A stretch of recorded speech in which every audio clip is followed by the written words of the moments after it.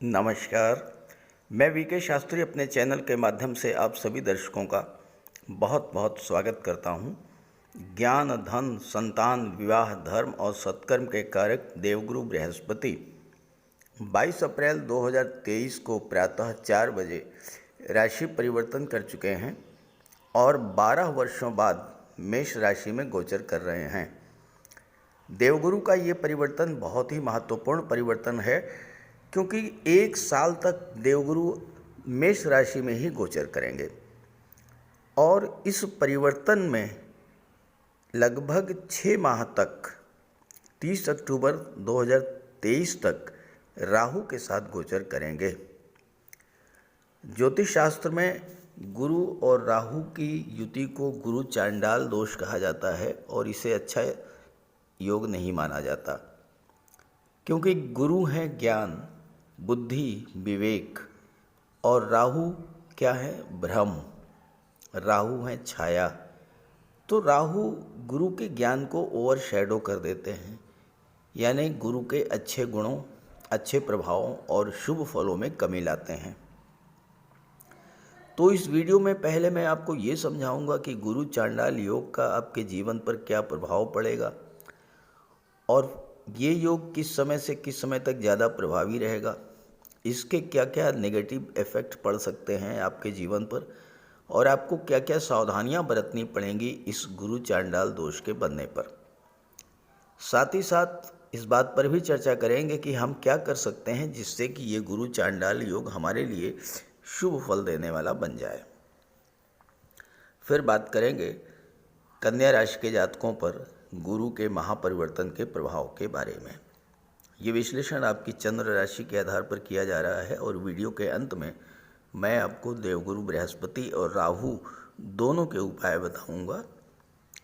और दूसरी बात, कमेंट बॉक्स में किसी भी अनजान व्यक्ति के द्वारा दिए गए नंबर पर भूल करके भी कांटेक्ट मत कीजिएगा, आपके साथ फ्रॉड हो सकता है। तो आइए समझते हैं गुरु चांडाल योग, इसके प्रभाव, उपाय और सावधानियों के बारे में। देखिए, देवगुरु कुंडली के वो सभी भाव जिनसे हमें खुशियाँ मिलती हैं वो सब देवगुरु के अधिकार क्षेत्र में आते हैं। कुंडली का सबसे शुभ भाव, पंचम भाव, जो संतान, शिक्षा, लव, रोमांस और क्रिएटिविटी का होता है, वो गुरु के अधिकार क्षेत्र में आता है। कुंडली का नवम भाव, जो भाग्य, गुरु और पिता का होता है, वो गुरु के अधिकार क्षेत्र में आता है। 12वां भाव, जो धर्म, अध्यात्म, मोक्ष और विदेश का होता है, वह भी गुरु के अधिकार क्षेत्र में आता है। विवाह, संतान, धन, ये सभी देवगुरु के अधिकार क्षेत्र में आता है। जब देवगुरु पीड़ित होते हैं तो इसका सीधा असर इन सब क्षेत्रों पर पड़ता है। गुरु नॉलेज के, विजडम के कारक होते हैं और गुरु चांडाल योग बनने पर इसका सीधा असर आपके नॉलेज पर, आपके विजडम पर पड़ेगा। देवगुरु हैं धर्म और सत्कर्म के कारक, जबकि राहु एक ऐसा ग्रह है जो किसी भी नियम, कायदे, धर्म, नैतिकता को नहीं मानता। राहु बहुत ही चतुर, चालाक ग्रह है और आधुनिक संदर्भ में जिसे स्मार्टनेस कहते हैं वो है राहु। राहु शॉर्टकट में विश्वास रखता है, चीज़ों को सिर्फ पाना चाहता है, चाहे वो तरीका नैतिक हो या अनैतिक, कोई भी तरीका हो। राहु व्यक्ति को अत्यधिक स्वार्थी बना देता है और राहु के प्रभाव से व्यक्ति सिर्फ और सिर्फ अपने बारे में ही सोचता है। राहु हमारी कार्यशैली को खराब कर सकता है, हमारी संगति को खराब कर सकता है और हमें गलत आदतें दे सकता है। जब गुरु और राहु की युति बनेगी तो राहु के नेगेटिव एटीट्यूड्स का प्रभाव गुरु पर पड़ेगा। गुरु अपने शुभ फल पूरे तरीके से देने में सक्षम नहीं होंगे और इसका प्रभाव हम सबके जीवन पर पड़ेगा।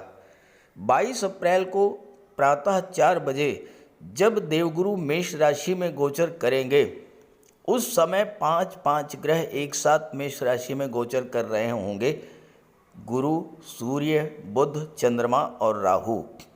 मेष राशि के स्वामी हैं मंगल और उनका गोचर मिथुन राशि में होगा, राहु के नक्षत्र आर्द्रा नक्षत्र में, और इस पर शनि की दृष्टि पड़ेगी और शनि भी राहु के नक्षत्र शतभिषा नक्षत्र में गोचर कर रहे हैं। तो इस समय राहु अत्यंत बलवान स्थिति में होंगे और हमारे भीतर की राक्षसी प्रवृत्ति को बाहर निकालने का प्रयास करेंगे और यहीं पर हमें सावधान रहना होगा। गुरु चांडाल योग का निर्माण 30 अक्टूबर तक होगा और इसका सबसे ज़्यादा प्रभाव जो होगा वो 10 मई से 12 जून तक रहेगा। इसलिए 10 मई से 12 जून के बीच विशेष सावधानी बरतनी होगी, क्योंकि इस बीच गुरु और राहु एक दूसरे के बहुत करीब होंगे और इसी दौरान गुरु राहु को क्रॉस करेंगे और जब एक बार गुरु राहु को क्रॉस कर जाएंगे तो धीरे धीरे गुरु और राहु के बीच की दूरी बढ़ती जाएगी और गुरु चांडाल योग का प्रभाव भी कम होता जाएगा। तो हम क्या करें जिससे कि गुरु चांडाल योग का हम पर कोई बुरा प्रभाव ना पड़े। इस समय खास करके 10 मई से 12 जून के बीच जल्दबाजी में कोई निर्णय नहीं लेना है। शॉर्टकट का मार्ग तो बिल्कुल भी नहीं अपनाना है, क्योंकि आपके विचारों में तीव्रता आएगी जिससे आपको कंट्रोल करना है। केवल अपने ही बारे में सोचने से बचना होगा। घर परिवार मित्र संबंधी रिश्तेदार सभी का ध्यान रखते हुए कोई कार्य करना होगा। जो लोग बहुत ज़्यादा सोचते हैं, बहुत जल्द चीज़ों को पाना चाहते हैं, वो डिप्रेशन के शिकार भी हो सकते हैं। बहुत ज़्यादा इमोशनल नहीं होना है, प्रैक्टिकल होकर चीज़ों को घटनाओं को एक्सेप्ट करना है। एक और बात, शनिदेव इस समय बहुत ही बलवान रहेंगे और शनि की तीसरी दृष्टि इस गुरु चांडाल योग पर पड़ेगी। शनि न्याय के कारक हैं और अगर आपने इस समय कोई छोटी सी भी गलती की, किसी भी इलीगल एक्टिविटी में लिप्त हुए, तो शनि तत्काल बिना किसी देरी के उसका दंड भी दे देंगे। तो क्या है रेमेडी इस गुरु चांडाल योग की? हम क्या करें कि इस युति के नेगेटिव इफेक्ट्स अपने लिए पॉजिटिव वे में यूज़ कर लें? देखिए, गुरु राहु की युति बनने पर गुरु के गुण राहु में, राहु के गुण गुरु में ट्रांसफ़र होंगे। इसका अर्थ ये हुआ कि जिन जिन चीज़ों के कारक गुरु हैं, अब वो चीज़ें हमें राहु के कारक तत्वों से मिलेंगी। गुरु है भाग्य, राहु है प्रॉब्लम, लेकिन राहु है विदेश।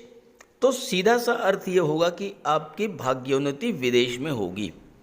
राहु है online activities, social media, internet, विदेश, different culture, shadow related area, photography, videography, cinema, film industry, TV serial, YouTube, Facebook, Instagram, reels related areas.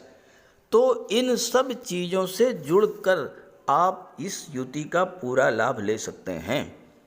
ज्ञान मिलेगा आपको या तो विदेश से या इंटरनेट से, सोशल मीडिया से। ऐसे ही धन मिलेगा तो विदेश से मिलेगा या सोशल मीडिया और इंटरनेट से जुड़ करके। भाग्योन्नति आपकी विदेश में होगी, व्यापार व्यवसाय में वृद्धि होगी विदेश में, सम्मान मिलेगा विदेश में। तो इन 6 महीनों में 30 अक्टूबर 2023 तक अगर आप ऐसा करते हैं तो यही गुरु चांडाल योग आपको कार्य क्षेत्र में असीम विस्तार देगा, अपार धन देगा और मान सम्मान, पद प्रतिष्ठा सब कुछ मिलेगा। अब आइए बात करते हैं अलग अलग राशियों पर इसके प्रभाव के बारे में। तो ये है कन्या राशि के जातकों की कुंडली। देवगुरु का गोचर कुंडली के अष्टम भाव में है राहु के साथ, और यहाँ पर देवगुरु कुंडली के चतुर्थ भाव और सप्तम भाव, सुख भाव और दाम्पत्य सुखों के भाव के स्वामी होकर के अष्टम में गोचर कर रहे हैं। अष्टम भाव खराब भाव माना जाता है, कष्टों का, पीड़ाओं का, दुखों का, परेशानियों का, विघ्न बाधाओं का, आकस्मिक घटनाओं का, ये होता है अष्टम भाव। और इस भाव में देवगुरु पूरे 1 वर्ष तक गोचर करेंगे। तो आपको अभी से मानसिक रूप से अपने आप को तैयार कर लेना होगा कि जीवन में समस्याएं तो आनी ही आनी हैं, क्योंकि गुरु और राहु की युति जो है वो अच्छी नहीं मानी जाती है। लेकिन दो चीज़ें ऐसी हैं जो आपके पक्ष में है इस समय, और आपको इस चीज़ का लाभ भी उठाना चाहिए।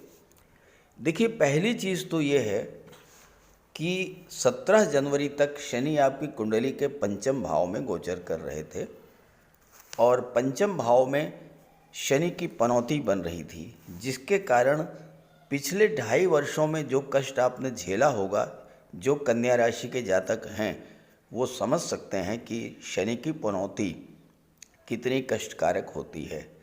लेकिन अब शनि बहुत अच्छी स्थिति में है, शनि बहुत ही मजबूत स्थिति में है, क्योंकि छठे भाव में विपरीत राजयोग बना रहे हैं।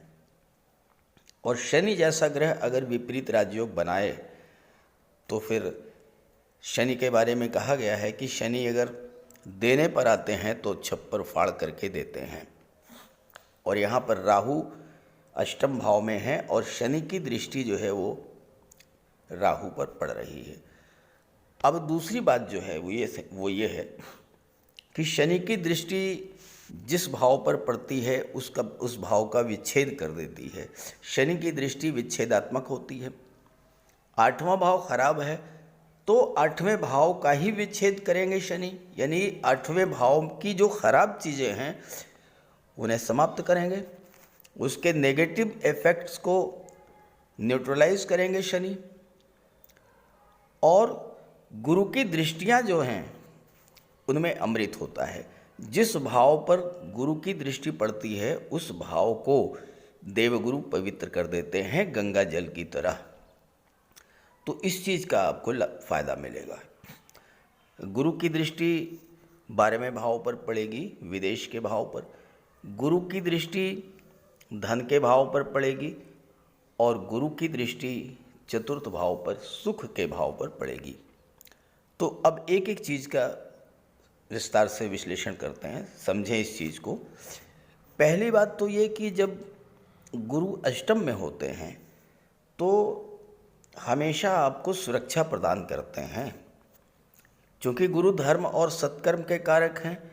गुरु की दृष्टि 12वें भाव पर जो कि धर्म, अध्यात्म और मोक्ष पर का होता है, तो नैसर्गिक रूप से गुरु के प्रभाव से आपकी जो रुचि है वो धर्म अध्यात्म में बढ़ेगी और ईश्वर में आपकी आस्था बढ़ेगी। ऐसे में अपने आप स्वतः आप पर कोई परेशानी आती भी है तो उससे सुरक्षा मिल जाएगी, ईश्वर की कृपा आप पर होगी।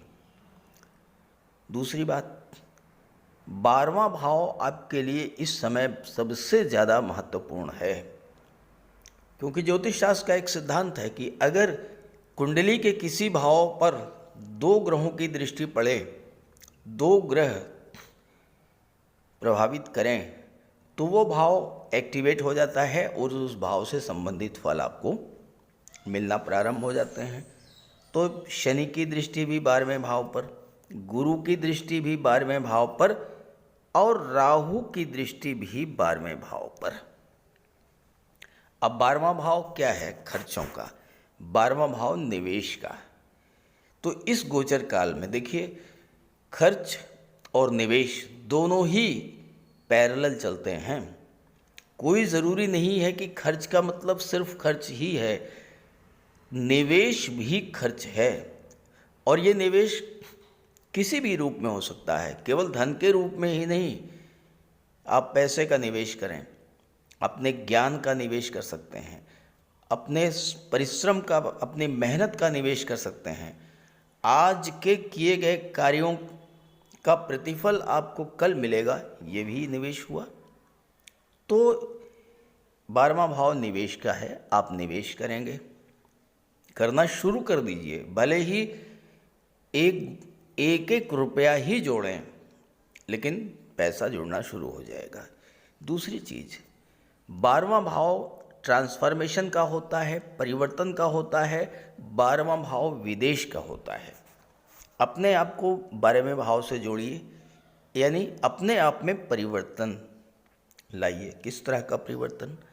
अपने कार्यशैली में, अपने विचारों में, अपने आप को देवगुरु के समान, और राहु को भी आपको एक्टिवेट करना है तो राहु के समान, यानी विदेश, यानी स्थान परिवर्तन। किसी भी तरह से, देखिए विदेश का मतलब अमेरिका, ब्रिटेन, कनाडा नहीं। विदेश का मतलब है स्थान परिवर्तन, जहाँ पर भाषा, जहाँ पर कल्चर थोड़ी सी बदल जाए। यूपी है, बिहार, एमपी, राजस्थान, महाराष्ट्र, ये सब विदेश हुआ। तो विदेश से अपने आप को जोड़िए, स्थान परिवर्तन करके देखिए। किसी भी तरह से, कोई ज़रूरी नहीं कि आप जहाँ पर हैं एकदम से उस जगह को छोड़ करके दूसरी जगह चले जाएं। आप ऑनलाइन जोड़ सकते हैं, ऑनलाइन ऑफलाइन किसी भी तरीके से आप विदेश से जुड़िए, विदेशी व्यापार से जुड़िए। और 12वां भाव क्या है? 12वां भाव जो है दान पुण्य का है, चैरिटी का है। 12वां भाव अस्पताल का है। अब आप इतना तो कर ही सकते हैं इस गोचर काल में कि अस्पताल में जाइए, जो रोगी हैं उनको फल है, मिष्ठान है, कुछ वितरण कीजिए, कुछ उनकी हेल्प कीजिए। कहीं किसी वृद्धाश्रम में जाइए, अनाथालय में चले जाइए। देखिए ये मैं आपको इसलिए बता रहा हूँ कि क्योंकि गुरु 1 साल तक यहाँ पर रहेंगे और आपको गुरु चांडाल योग को मैनेज करना है। कैसे आप गुरु चांडाल योग का सकारात्मक फल ले पाएँ, इसको सोचना है, इसको समझना है, और यही मैं आपको समझा रहा हूँ। आप वृद्धाश्रम चले जाइए, अनाथालय चले जाइए, कुष्ठाश्रम चले जाइए, वहाँ कुछ सेवा का कार्य कीजिए। आपके पास धन नहीं है, आप कोई बात नहीं, आप जा कर के किसी वृद्धाश्रम में घंटे 2 घंटे उनके साथ गुजारिए, उनका दुख दर्द महसूस कीजिए। ये भी चैरिटी हुई, ये भी एक प्रकार का दान हुआ, आपने समय का दान किया। तो इस तरह के कार्य कीजिए, विदेशियों से जुड़िए। देखिए यही गुरु चांडाल योग जो है आपको अष्टम भाव की चीज़ों से लाभ देना शुरू कर देगा। अब अष्टम भाव बहुत ही खराब लेकिन बहुत ही महत्वपूर्ण भाव माना जा गया है। अगर आपने अष्टम भाव से जुड़कर काम करना शुरू कर दिया, अब आपके राशि के स्वामी है बुध। अष्टम भाव क्या है? अष्टम भाव है डाटा प्रोसेसिंग का, डाटा एनालिसिस का। अष्टम भाव है इंश्योरेंस का। अष्टम भाव है मार्केटिंग का। अष्टम भाव है ऑडिट का। अष्टम भाव है टैक्सेशन का। अष्टम भाव है ससुराल पक्ष का। ससुराल पक्ष से संबंध अच्छे रखिए, क्योंकि यहाँ राहु स्वयं ससुराल के कारक होते हैं। तो ससुराल पक्ष से जितना अच्छा आपका संबंध होगा उतना ही अधिक आपको लाभ मिलेगा।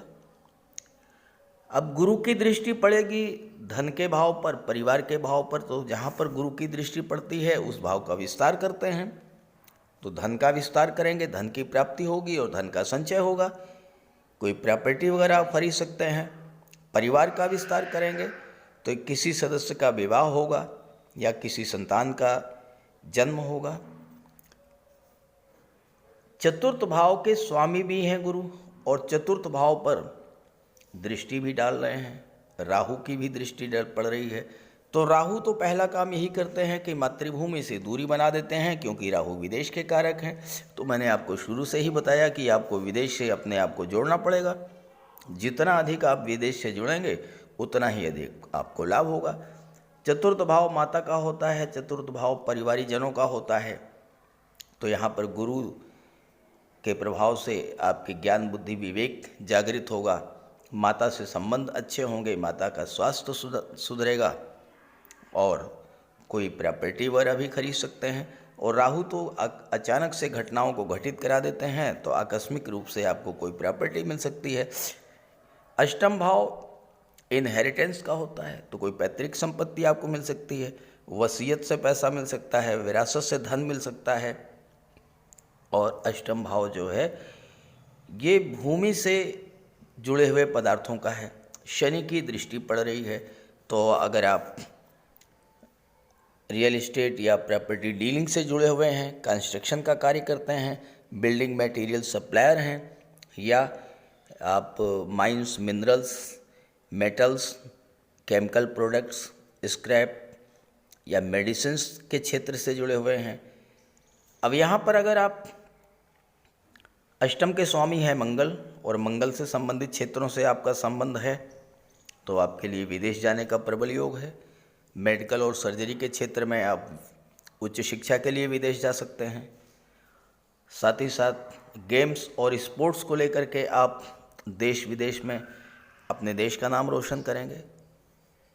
यहाँ पर शनि छठे भाव में हैं, विपरीत राजयोग बना रहे हैं, विदेश भाव पर दृष्टि डाल रहे हैं, तो विदेशों से इतना धन प्राप्त होगा, किसी तरह कोई लोन वगैरह है वो ख़त्म हो जाएगा, और अगर आप लोन लेना चाहते हैं तो आपको लोन भी मिल जाएगा बैंक से।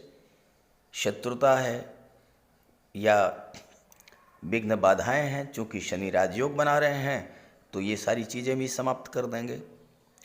तो ऐसा नहीं है कि गुरु राहु का चांडाल योग जो है वो बहुत ख़राब ही होता है। अगर आप अपने आप में परिवर्तन कर लें और गुरु राहु के चांडाल योग के अकॉर्डिंग अपने आप को ढाल लें, जो गुरु चाह रहे हैं आप वो करना शुरू कर दीजिए, जो राहु को चाह रहे हैं वो करना शुरू कर दीजिए, यही गुरु राहु आपको पॉजिटिव रिजल्ट देना शुरू कर देंगे। अब राहु क्या हैं? विस्तार के कारक हैं, आपके लग्न के स्वामी हैं बुध, जो कि कर्म भाव के स्वामी हैं, और राहु बुध के मित्र हैं। तो कार्य क्षेत्र का विस्तार शुरू कीजिए। राहु भय भी पैदा करते हैं, डर भी पैदा करते हैं। जब आप कार्य क्षेत्र का विस्तार शुरू करेंगे तो आपके मन में एक नेगेटिव फीलिंग आएगी कि ऐसा ना हो कि मैं मेहनत कर रहा हूँ, पैसा लगा रहा हूँ और कहीं पैसा डूब ना जाए।